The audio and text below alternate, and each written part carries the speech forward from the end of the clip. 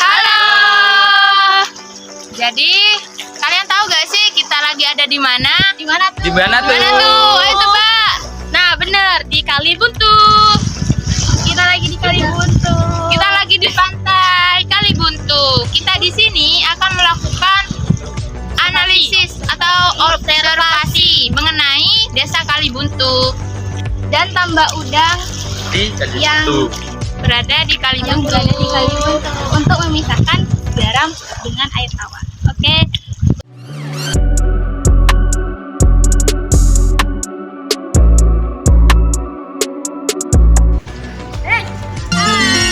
Jangan dijauh.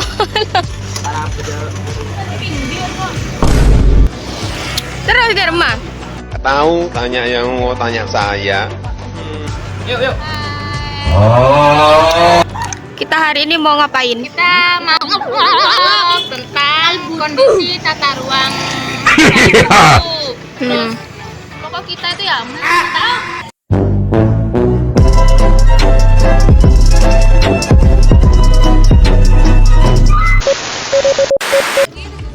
Tentang tata ruang yang masuk di geografi dan di sejarah itu juga ada perkembangan teknologinya di daerah.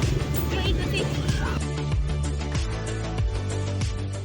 Desa Kalibuntu merupakan desa yang terletak di pesisir Kecamatan Klaksan dengan penduduk sekitar 7.385 penduduk. Populasi ini merupakan yang terbesar dari 13 desa yang ada di Kecamatan Klaksan. Rata-rata penduduk di Desa Kalibuntu bekerja sebagai nelayan. Bisa dilihat bahwa jumlah nelayan di Desa Kalibuntu kira-kira sebesar 3.785 jiwa. Masalah yang dihadapi nelayan di Kalibuntu adalah bagaimana cara mereka bisa bertahan di saat musim pancelik atau musim kemarau panjang. Dengan keadaan musim seperti itu, pendapatan mereka berkurang akibat musim kemarau.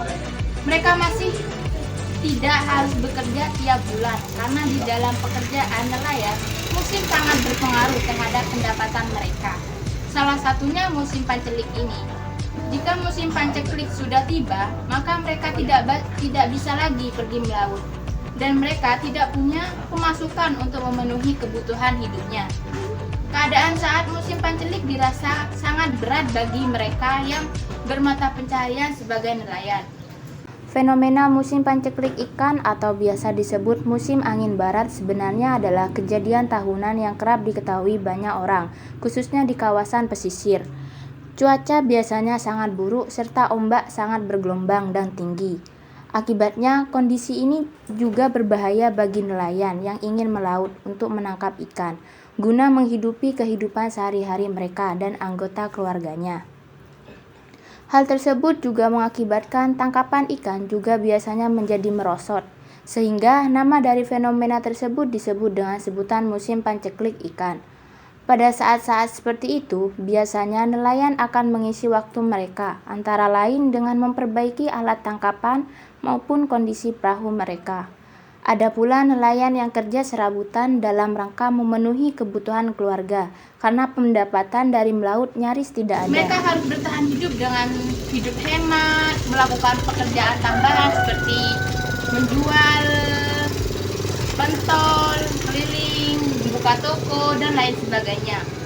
Kemarau berlangsung selama 1,5 bulan, dari 4 Oktober sampai 20 November, dengan suhu harian rata-rata 34 derajat Celcius.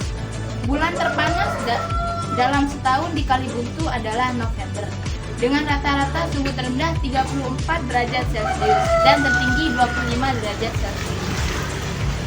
Musim dingin berlangsung selama 2,4 bulan dari 7 Juli sampai 21 Agustus dengan suhu tertinggi harian rata-rata di bawah 32 derajat Celcius. Ternyata cuaca panas di Desa Kalibuntu ini tidak hanya berdampak negatif, ada juga dampak positifnya bagi orang yang menambak garam. Dengan adanya cuaca panas, sekarang kualitas air garam cepat tua, makanya panen bisa berkali-kali, dan cuaca panas terik juga mendukung. Jalan desa yang mulai rusak di wilayah Dusun Kalibuntu membuat pengendara yang berlalu lalang berkeluh kesah dengan kondisi jalan yang rusak ini. Bau tidak sedap akibat sampah yang dibuang sembarangan dan kotoran kambing yang berserakan di jalan-jalan membuat bau tidak sedap di Desa Kalibuntu. Permasalahan yang terjadi di daerah tersebut adalah bertumpuknya sampah. Sampah di mana-mana bukan berarti mereka membuang sampah sembarangan, tetapi mereka sengaja membuang sampah agar tanah semakin naik dan menanggulangi bencana. Tetapi mereka tidak tahu cara mengolah sampah dengan baik yang mengakibatkan bau busuk. Serta secara tidak langsung, mereka sudah melakukan adaptasi bencana. Dikarenakan di daerah Kalibuntu sering terjadi banjir rob, sehingga wilayah desa tersebut sering tergenang. Memanfaatkan sampah untuk meninggikan pondasi rumah. Sayangnya, timbunan ini tidak dimasukkan ke dalam karung, sehingga merusak keestetikan dan kurang nyaman dilihat. Permasalahan selanjutnya adalah banjir rob. Secara khusus diartikan sebagai banjir yang diakibatkan oleh air laut yang mengenangi daratan yang lebih rendah. Fenomena ini juga diperparah oleh kondisi pasang naik air laut di waktu-waktu tertentu. Beberapa permasalahan pokok yang masih dihadapi oleh Desa Kalibuntu yaitu dalam kurangnya persediaan air bersih. Salah satu solusi untuk masalah krisis air bersih ini ialah masyarakat memanfaatkan PDAM dan itu mengharuskan masyarakat untuk membeli air setiap bulannya. Yang pertama itu ini. Pertama tuh keluhan yang dialami warga Kalibuntu tuh apa biasanya? Sepi. Oh, sepi. Ya live itu. Orang nelayan tidak dapat uang, jadi orang Kalibuntu mengeluh. Oh, iya. Ini kok bisa ada? Oh ini nak tambah itu buat mahal. Buat rumah. Biasanya kalau orang-orang sini gitu Bu, tradisinya apa? Kalau biasanya kan setiap desa ada tradisi. Iya. Acara-acara gitu. Acara apa di sini tidak ada acara, nak cuma itu sudah. Tidak kayak di desa-desa, jarang ada acara-acara.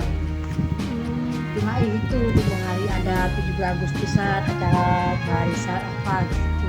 Dan sesudah itu datang juga. Ada keluhan yang dialami warga Kalibuntu tuh yang umum gitu biasanya. Air banjir Banjir rob. Ya. Kalau banjir Sebulan 2 kali. Itu sudah pasti sebulan. Tidak. Bisa masuk, airnya bisa masuk. Iya masuk ke Ya. rumah di sini. Sampai sini deh. Kalau saya sampai dalam. dalam rumah. Iya ini. Ya. Di sana rumahnya. Pertanyaan kedua, di sini fasilitas kesehatannya tuh ini enggak? Udah lengkap. Iya, sudah terpenuhi. Memadai gitu. Sudah lengkap. Misal posyandu. Ya, sudah lengkap deh. Lengkap. Kalau orang tua sakit gitu biasanya langsung ke Rumah sakit. Puskesmas, langsung Nggak rumah ada di sakit. sini gitu enggak ada. Tidak ada. Kemana biasanya? Puskesmas. Langsung ke rumah sakit deh. Puskesmas di sini itu di Kalibuntunya. Perasaan. Kalau mata pencaharian yang banyak diminati di sini apa biasanya? Mata pencariannya gitu. Paling banyak di sini Anu, teh nelayan. Kerja gitu. kerja. Iya, kerja. Nelayan. Nelayan deh. Yang lainnya di sini enggak Tidak ada. Kalau seumpama nih bukan air tidak selalu besar. Kalau surut gitu Bu, gimana? Nelayan. Apa tuh yang kalau udah ada ikan itu apa ya? Peraan. Ya. Ya, Jadi ya. kayak istirahat. Ya, istirahat. Fasilitas pendidikannya gitu orang belajar di sini tak ada. Ada. Orang ngaji. Gitu. Ada. Setiap musola itu pasti ada. Ya, ada deh. Sungai itu kok bisa kayak gitu ya? Biasanya iya, air tuh ke sungainya itu atau gimana? Kan biasanya ada banjir rob. Ya. Kok sampai keluar gitu. Iya. Karena ada ditutup. Apanya? Ada apanya itu? Ada galobungan itu deh. Jadi ditutup. Jadi airnya uap keluar deh. Itu terus banjir loh datang deh. Air asin. Kalau datang tanggal 15. Cara ngatasinya itu gimana, Bu? Ya habis sendiri lah dek. Oh, habis sendiri. Iya. Kalau masuk rumah warga gitu. Paling 2 jam deh habisnya. Pasang suruh di ini. Ini masalah sumber airnya gimana, Bu? Saya dengar-dengar Airnya pakai BDAM. kok bisa pakai Ada yang PDAM? ngebor. Ngebor ada. Kenapa kok bisa asin, Bu? Karena dekat sama laut sih. Saya kira kalau ngebor kan air tanah dari tanahnya itu kan. Iya. Kadang ada ya kadang asin deh, kadang tidak, kadang tawar deh. Ya banyaknya di sini pakai PDAM tadi. Beli berarti, Bu? Iya bayar Tiap bulan. tiap bulan. Jadi di sini termasuk kekurangan air ya, Bu. Soalnya masa air beli kan biasanya ada usah, Bu, kalau air. Kalau listriknya gitu aman ya, Bu? Ya aman. Dan di sini itu memang rusak seperti itu. Udah ada program dari pemerintah buat Sudah perbaiki. ada.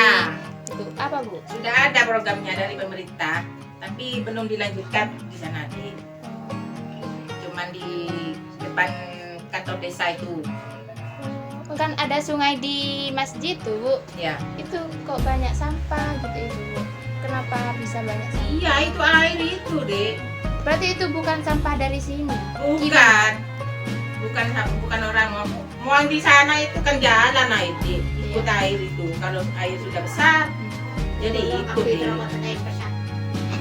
Jadi kalau air surut, ya juga di situ, Dek. Sampahnya udah jalan. Petik laut merupakan acara tahunan sebagai bentuk rasa syukur atas rezeki yang didapat dari laut. Ribuan warga desa tanpa antusias memenuhi jalan desa, bahkan sejumlah perahu yang diarak ke tengah laut. Tak hanya orang dewasa, anak-anak hingga remaja terlihat melimpah ruah. Ragam hasil bumi yang dilarung ke laut dalam ritual tahunan itu diantaranya buah-buahan hingga sayur mayur, dan sesajen hingga seekor kepala sapi. Pada tanggal 2 Agustus 2023, Gubernur Jatim juga turut serta dalam acara petik laut ini. Salah satu tokoh masyarakat memberikan apresiasi, yaitu Gus Haris Damanhuri Romli. Tradisi ini merupakan kearifan lokal yang harus disupport oleh semua pihak. Menurut dia, kedatangan Gubernur Hovifah yang bisa menyaksikan langsung tradisi sekaligus bisa mendengar keluh kesah warga Kalibuntu. Salah satunya banjir rob. Hovifah sebagai Gubernur Jawa Timur merencanakan akan menambah akses jalan dan menambahkan perahu-perahu nelayan ke depannya, dengan tujuan agar di tahun-tahun mendatang tradisi petik laut di Desa Kalibuntu itu juga menjadi destinasi wisata. Mengatasi cuaca panas di Kalibuntu adalah dengan cara melakukan penanaman pohon atau reboisasi. Cara dilihat di Desa Kalibuntu sangat minim atau sedikit pohon-pohon di sana, sehingga tidak ada angin yang mengakibatkan panas matahari yang sangat menyengat. Cara mengatasi kotoran kambing yang berserakan di jalan adalah dengan cara si pemilik kambing tersebut tidak melepaskan kambing-kambingnya supaya tidak berkeliaran di jalanan, sehingga tidak mengganggu aktivitas warga dan kotorannya juga tak berserakan. Dan juga kotoran tersebut bisa dibersihkan dengan cara disapu dan dijadikan pupuk untuk tanaman. Adalah bau yang tidak enak di sepanjang jalan Desa Kalibuntu. Hal tersebut disebabkan oleh sampah-sampah yang berserakan dan tertumpuk di selokan. Solusi dari masalah tersebut adalah membuat tempat pembuangan sampah yang jauh dari permukiman warga. Dengan adanya tempat pembuangan sampah tersebut, diharapkan warga dapat membuang sampah di sana dan sampah-sampah tidak akan tertumpuk di selokan maupun di pinggir jalan yang menyebabkan bau yang tidak enak di sepanjang jalan. Solusi yang kedua yaitu mengolah sampah. 1. Pemilihan sampah organik dan anorganik. Sampah organik dan anorganik bisa dijadikan pupuk biogas. 2. Daur ulang sampah untuk membuat sebuah kerajinan tangan. 3. Mengolah sampah menggunakan 3R, reduce, reuse, recycle. Jalan berlubang di Desa Kalibuntu, bergotong royong mengerjakan berpasangan batu secara berkelompok dan terjangkau di kontainer. Kepala Desa Kalibuntu, Kecamatan Traksaan tanpa upah kerja. Material batu disumbangkan ke warga Kalibuntu yang di lahan pertaniannya terdapat material, maksudnya perikanan, kebutuhan 1000 kubik untuk jalan sepanjang 1,5